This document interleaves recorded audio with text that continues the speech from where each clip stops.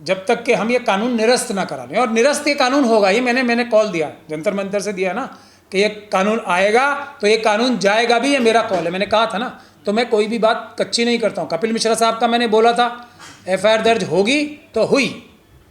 मैंने जो बातें कही हैं, NRC एक्ट आज तक लागू नहीं हुआ, ये NRC CNRC के प्रोटेस्ट में मैंने कहा था, आज तक लागू नहीं हुआ तो नहीं हुआ। तो उसी प्रकार से ये भी हमारा वादा है बिल्कुल। जैसे अभी IIT के 2 छात्र थे, उनका पुलिस ने FIR नहीं की, हाई कोर्ट ने FIR नहीं की, तो हमने तब वादा किया था ये FIR होगी, तो सुप्रीम कोर्ट से हमने आदेश कराए।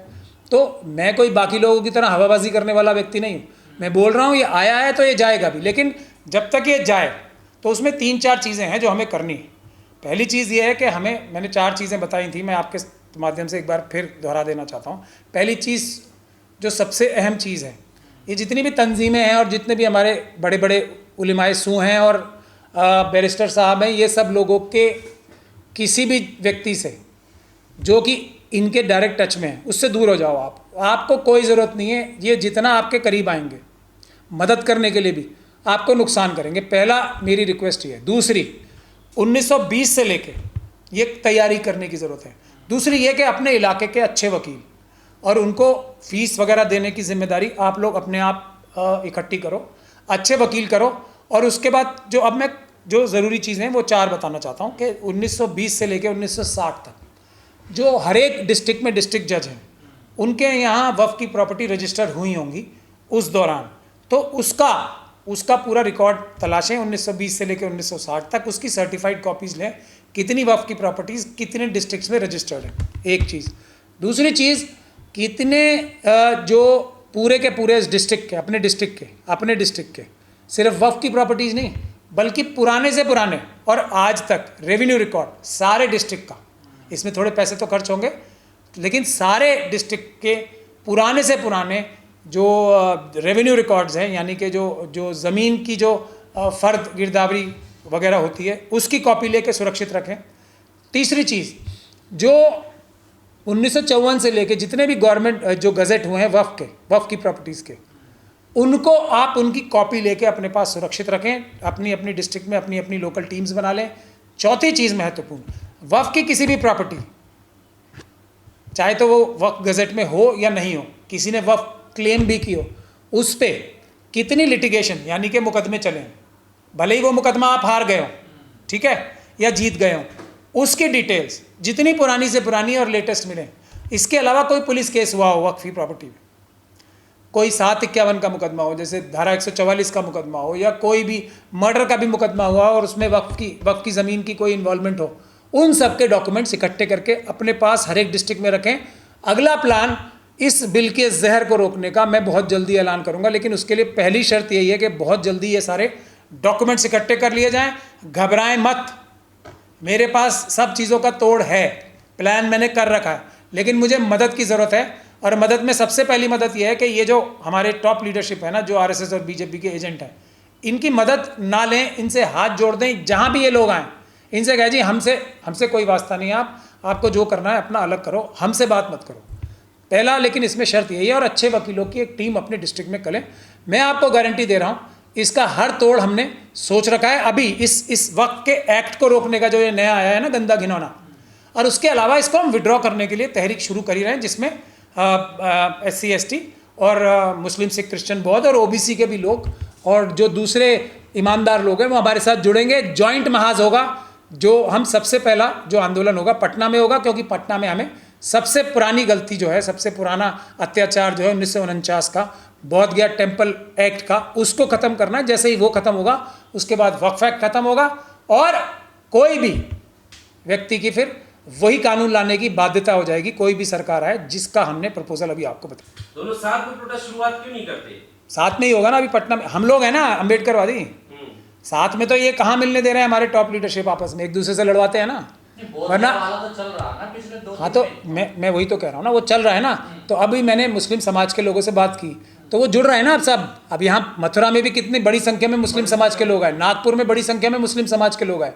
तो ये आपको लग रहा है सबसे आसान काम है, यही काम सबसे मुश्किल है। एक बार हमारा गठजोड़ बन गया, फिर हमें थोड़ी कुछ करना है। और हाँ, आखिरी और सबसे महत्वपूर्ण बात, सबसे इंपॉर्टेंट बात जो है, इन चीज़ों को आगे बढ़ाने के लिए साथ के साथ हर प्रोटेस्ट में हमने ये भी कहा है कि हमारा सबसे ऊपर एक मुद्दा रहेगा पेपर बैलेट वापस जिस रास्ते को अरशद मदनी मना कर रहे हैं आप उसी रास्ते पे ले जाना चाह रहे हैं। तो आरएसएस के रास्ते देखिए, अरशद मदनी साहब जो हैं एक सबसे बड़ी जो संस्था है आरएसएस के मेंबर हैं। हमारी जो अम्बेडकरवादियों की उनसे लड़ाई है, मतलब संविधानिक लड़ाई है। वो संविधान तोड़ना चाहते हैं, हम बचाना चाहते हैं।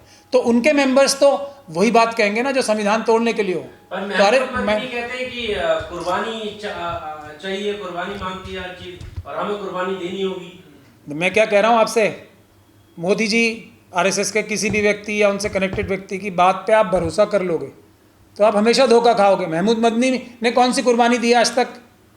कौन सी कुर्बानी दी है? अगर वो जिस दिन आरएसएस से नाराज़ होके या उनका झगड़ा हो जाए किसी वजह से या आरएसएस से वो दूर हो जाएं, सबसे पहले वो मेरे ऑफिस में मिलेंगे आके। मैं आपको ये लिख के दे रहा हूँ, जब तक वो आरएसएस के मेंबर हैं वो मेरे पास नहीं आएंगे। जिस दिन आरएसएस से उनकी कुट्टी हो गई, वो सबसे पहले इस ऑफिस में मिलेंगे और मैं आप सब लोगों को बुलाऊंगा। वो उनके ईमानदारी का पहला नजरिया गंभीर आरोप लगा रहे हैं, आप पर मानहानि का केस करते नहीं, हैं। इसमें क्या मानहानि है? आरएसएस का उन्हें बता रहे हैं। इसमें कोई मान की हानि हो रही है? प्रधानमंत्री जी जो देश के अभी सबसे बड़े पद पे बैठे हुए हैं वो आरएसएस के मेंबर हैं, इसमें कौन सी मानहानि हो रही है? स्वीकार करते हैं। मदनी साहब कब अपने आप को स्वीकार कर रहे हैं? उन्होंने कब मना किया है? नहीं हूँ, पूछ लो जाके उनसे। क्या लेने गए थे वो अरशद मदनी साहब? मोहन भागवत जी से क्या डिस्कशन करने गए थे? पूछ लो आप उनसे। ये महमूद मदनी साहब रात के अंधेरे में अमित शाह जी से क्या बात करने गए होंगे, बताओ मुझे आप। मना किया है इन्होंने? क्या आपने कभी सवाल पूछने की जरूरत ही नहीं की उनसे? आप सीधे सीधे पूछो, देखो क्या जवाब देंगे। क्या आप आरएसएस के मेंबर हो या नहीं हो? सीधा सवाल पूछो उनसे, देखो। और फिर एक चीज़ और है, अभी यहाँ आराम से अगर कहीं लोग ना लाई डिटेक्टिंग टेस्ट का एक इक्विपमेंट आराम से मिल जाता है, वो साथ ले जाओ, वो लगा के पूछ लो, मेरा भी पूछ लो, उनका भी पूछ लो। मैं अम्बेडकरवादी हूँ या नहीं हूँ, दिल से मेरा भी लगा लो, मैं तो कह रहा हूँ, और उनका लगा लो, अपने आप नज़र आ जाएगा। जैसे ही अगर उन्होंने हाँ बोली तो एकदम स्मूथ रहेगी लाइन, जो अगर उन्होंने बोला नहीं मैं आरएसएस का मेंबर नहीं, तो उसकी मशीन ही टूट जाएगी, झूठ पकड़ने वाली। देश का मुसलमान के साथ क्यों है? वो एक आवाज मारे तो रास्ते जाम हो जाते हैं। कोई साथ नहीं है, कोई साथ नहीं है। जो लोग जो देखिए वो जिन पदों पे बैठे हैं ना, अब आप कहेंगे पूरे देश का जो जनता है प्रधानमंत्री जी के साथ है, क्योंकि वो प्रधानमंत्री के पद पे बैठे हैं। वो इतने बड़े बड़े पदों पे बैठे हैं ना, या कब्जा करके बैठे हैं आरएसएस और बीजेपी के माध्यम से, तो उन पदों की रिस्पेक्ट है, इसलिए लोग उनके मेंबर्स और दूसरे लोग जाते हैं वहाँ पे मिलने और उनके प्रोग्राम्स में। वो एक संगठन बना हुआ है, आज से नहीं 100 साल से ऊपर से बने हुए, तो उसके पद की इज्जत है। अभी आप उन्हें हटा दो, अगर अब मैं कोई बात नहीं कहना चाहता, और उनको मैंने खुद देखा है, उनको ये आरएसएस द्वारा सिखाई गई बात है या नहीं है। मैं खुद दारुल उलूम देवबंद मिलने गया था इनको, अरशद मदनी साहब को, उनका दस्तरखान लगा, मैं तो उनके बराबर में बैठा था तो हुआ, लेकिन इतना बड़ा रोटियों का गट्ठर लगा था उनके पास। ये उनका कैरेक्टर है, मैं बता रहा हूँ। ये मनुवादी मानसिकता है ना, बाकी सबके पास सालन रखे हुए, तो वो रोटियाँ उछाल के दे रहे थे ऐसे। किसी के पास रोटी खत्म हो गई तो बेचारा ऐसे देख रहा है, वो फिर यहाँ से रोटी उछाल के उधर ऐसे फेंक के देंगे। ये जितने लोगों ने देखा होगा, और ये तो सबके साथ रोज़ ही होता होगा ना, जो खाना खाते हैं वहाँ पे उनके साथ, ये करते हैं नहीं करते हैं, ये है मनुवादी मानसिकता। और इस चीज़ को हमारे रसूल ने कितनी साफ तरीके से मना किया ना। तो वो डेली करते हैं सर। अब आप जो उनके दस्तरखान पे गए हैं जाके पूछ लो, ये करते हैं नहीं करते हैं, जो दस्तरखान लगता है लंबा वाला, ये उनकी मानसिकता है मनुवादी। और इसीलिए वो बोलते, मैंने खुद ही सबको बताया ही था प्रेस के माध्यम से, वो कहते हैं ना हम मनु के चरणों में सर झुकाते हैं, उन्होंने कहा ये बात, और सबसे कहते हैं आओ मनु के चरणों में सर झुकाओ, तो वो मनुवादी है ना। मनुवादी मतलब आरएसएस के मेंबर। इसमें कौन सी मैं ऐसी बात कह रहा हूँ जो इलॉजिकल है? आप एक बात बता दो मुझे, आप उनके दस्तरखान पे चले जाओ, चचा भतीजा दोनों के, आपको नज़र आ जाएगी उनकी जो असली मानसिकता है। उनके कपड़ों से, उनके रहन सहन से, उनकी गाड़ियों से कहाँ से मनुवाद नहीं टपकता है, बताओ मुझे। वो मनुवादी है ना, है ही। ऐसा थोड़ी होता है पाकिस्तान के अंदर सबसे ज़्यादा मनुवादी हैं, आप कहने को वहाँ मुसलमान हैं, तो उससे क्या मतलब है? देखने के मुसलमान है ये, जो मनुवादी होगा वो मुसलमान नहीं हो सकता, मेरा तो ये मानना है।